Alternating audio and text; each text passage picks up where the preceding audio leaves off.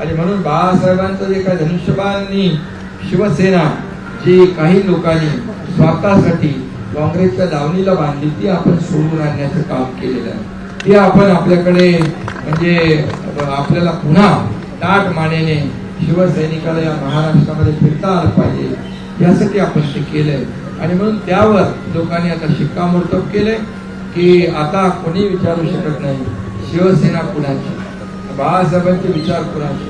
त्यामुळे बाळासाहेबांचे विचार आणि शिवसेना ही लोकांनी त्यावर शिक्कामोर्तब विधानसभेत केला आणि या पुढच्या देखील मुंबई महापालिकेच्या निवडणुकीत देखील किती नगरसेवक आले मी आता आकडा सांगत नाही, परंतु हे सुरू आहे।